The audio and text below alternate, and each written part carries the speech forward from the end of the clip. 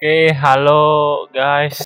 Oh, udah lama nggak bikin video. Ini gue mau cerita atau sharing tentang pengalaman gue berapa bulan yang lalu mendaki salah satu gunung Jawa Tengah, Gunung Sumbing. Gunung Sumbing ini letaknya di antara Temanggung, Wonosobo, sama Magelang. Jadi tapi kami itu memilih dari Temanggung karena memang ada keluarga temen gue dari sana. Kami mendaki itu berlima. Aku, Agit, Paras, Wahyu, dan Ivar. Dan hari pertama itu kita berangkat dari Jogja ke Temanggung. Itu langsung dijemput sama keluarganya Agit, pamannya lah.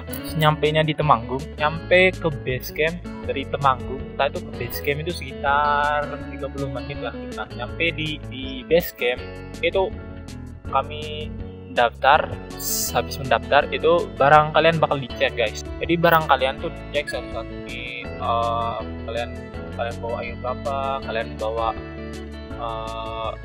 nasi berapa kilo, kalian bawa snack berapa, semuanya guys. Kalian bawa sayur pun sampai di itu. Karena apa? Karena hal itu nanti bakal membuat ngecek sampah kalian dibawa semua atau kalian tinggal di sana enggak.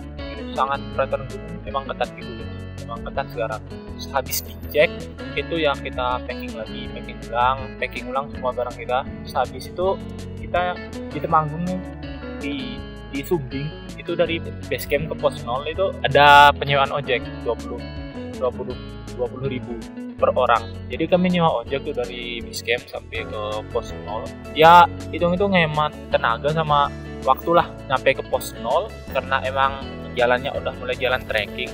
Di pos 0 kami mulai trekking sampai pos 1, 0 sampai pos 1 itu lumayan jauh sih. Pos 0 ke pos 1 itu sekitar 1 kilo. Dari pos 0 sampai pos 1 itu 2 jaman trekking lah, trekking. Tapi itu pertama kali gue sama Agit sama Paras. Jadi kalau sama kita sama Wahyu gue pernah daki ke Rinjani. Itu kita jalannya slow, santai itu.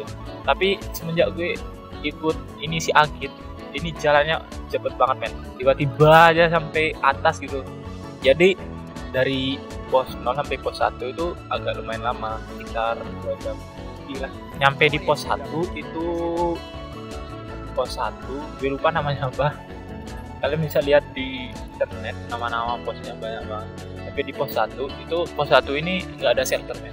1 ini emang nggak ada shelter. Tapi bisa buat ngecamp.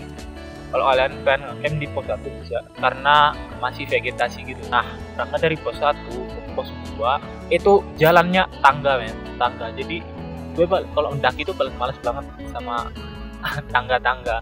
Soalnya lutut itu sakit men. Lutut itu sakit banget. Jadi gue mending bukan tangga tapi agak menanjak gitu. Kayak di Rinjani, Semeru kan kayak gitu. Tapi Sumbing ini rata-rata tangga semua guys. Tangga bikin capek lutut. Jadi beban carry kalian tuh akan kebanyakan ditopang sama lutut. Dan jalan dari pos 1 ke pos 2 ini kami menempuh sekitar 1 jam lah, 1 jam perjalanan. Karena emang ya yang paling depan tuh si Agit ini sprinter coy. Buat gue sama Farah sih paling belakang aja gue karena ya memang porsi daki kita tuh santuy. Ya nyampe ke pos 2 itu di pos 2 itu. Nah di pos 2 nih ada shelter ya. Shelternya itu kayak warung lah gitu.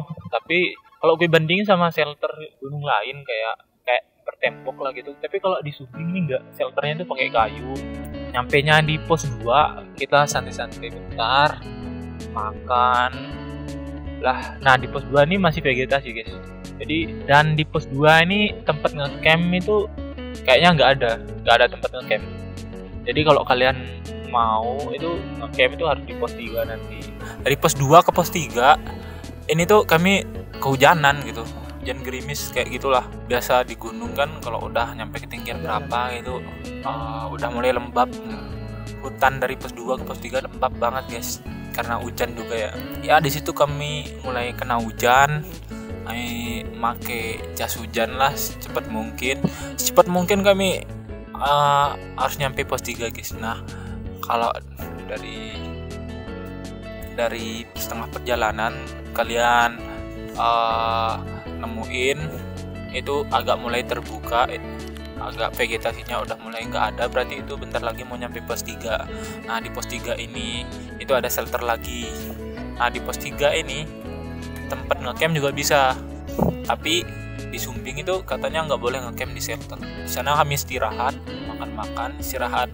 Paling lama kita istirahat di pos 3 ya.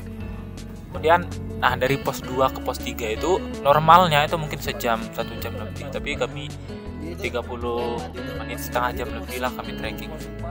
Nah dari pos 3 ke pos 4 itu, dari pos 3 ke pos 4 itu kalian nanti bakal melewati namanya Watu Ondo. Jadi kami langsung berangkat aja, habis istirahat dari pos 3 ke pos 4 karena ya kami rencana mau ngecamp di pos 4. Ya kondisinya di pos 3 itu kami udah sore gitu, daripada keburu malam, jadi kami langsung berangkat dari pos 3 ke pos 4. Sebelum kalian nyampe pos 4 di sana ada namanya Watu Ondo.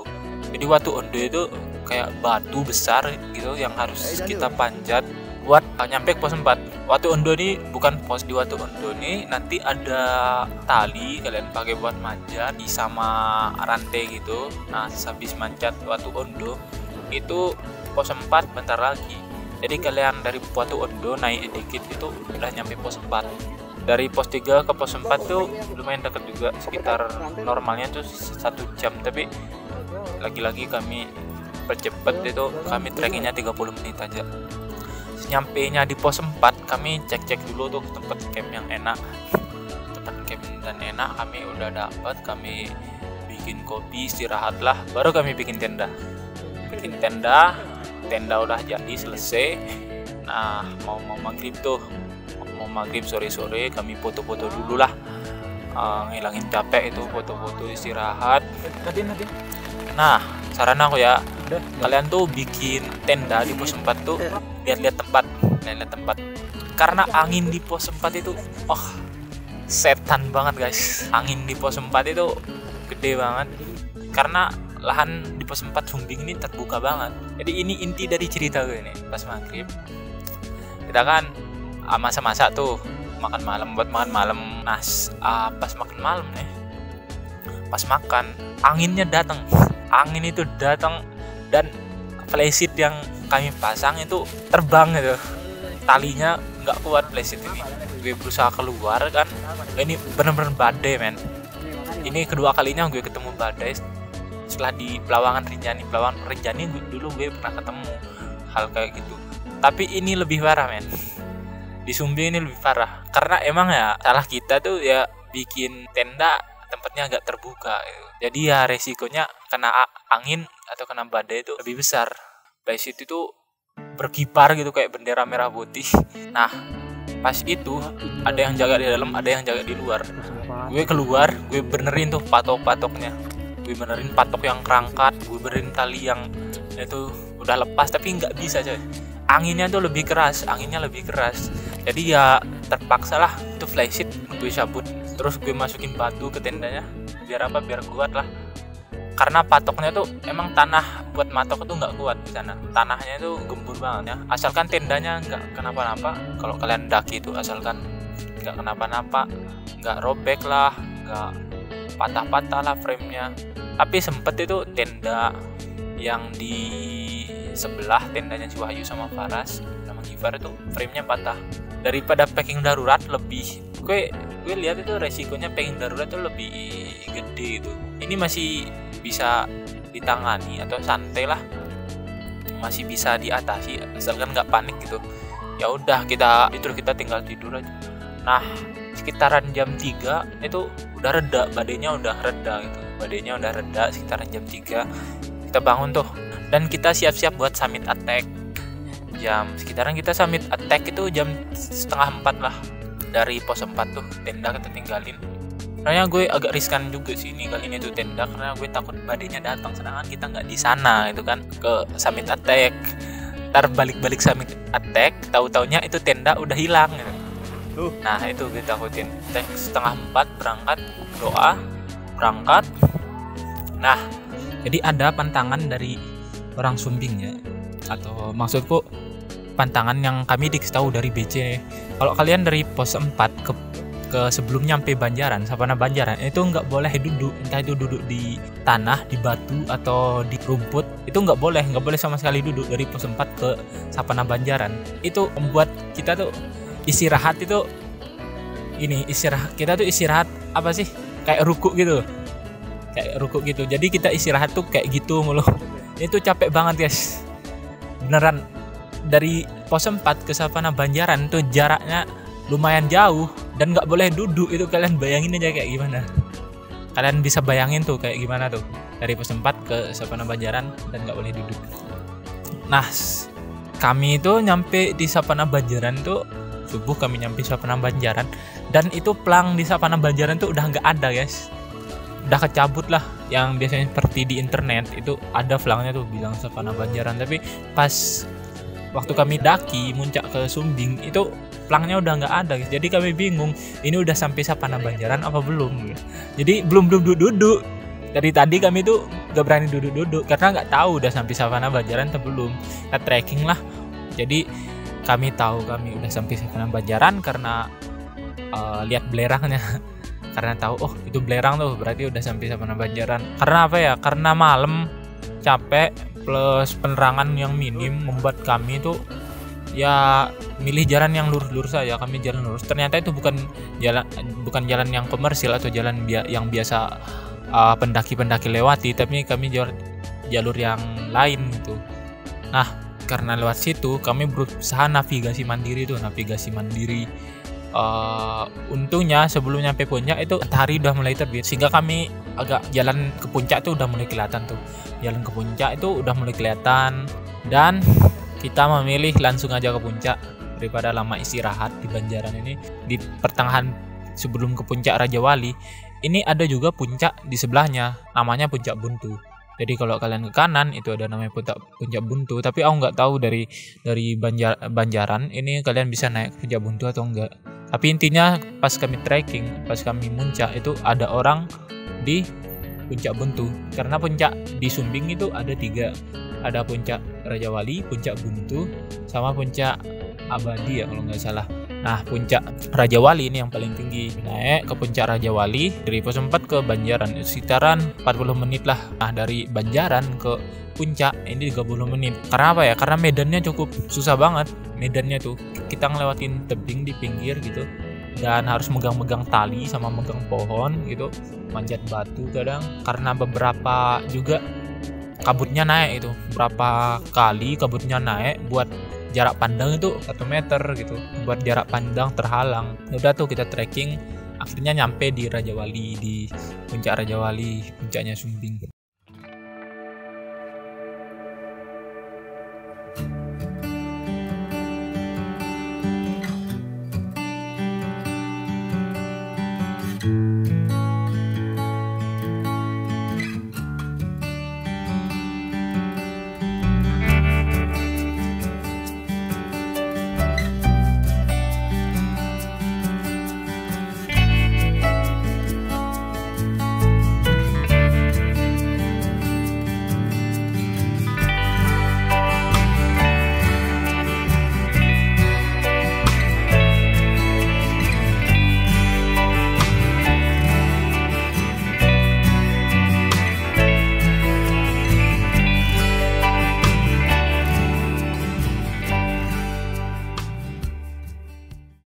Dan itu guys, keren banget. Karena kalian tuh bisa melihat kalian bisa lihat Gunung Sindoro, Merapi, Merbabu, dan sunrise-nya tuh keren banget kalau dari Raja Wali, Puncak Raja Wali. Dan pas kami trekking tuh Wonosobo tuh ditutupin sama samudra awan semua. Nah, habis foto-foto di puncak, kami turun tuh. Pas turun di Banjaran, dari Banjaran tuh kalian bisa ke Segorowedi namanya. Jadi sayang banget kalau kalian nggak dari habis puncak nggak ke Segorowedi. Segorowedi ini kayak danau, dulu tuh danau tapi sekarang udah kering. Jadi kami di sana, tapi jarak dari Banjaran buat turun ke Segorowedi itu jauh banget guys. Jadi kami enggan lah, malas gitu. Kondisi capek juga kan, mending foto-foto aja lah dari atas Segorowedi gitu, viewnya Segorowedi kan. Ya udah, habis foto-foto kita balik. Menurut gue sih pengalaman mendaki ke Sumbing ini merupakan pengalaman yang berharga banget, karena di sisi lain gue tahu kalau persiapan itu merupakan hal yang paling krusial gitu. Tanpa persiapan, semuanya hal yang kalian rencanain sebelum-sebelumnya itu bisa jadi kacau.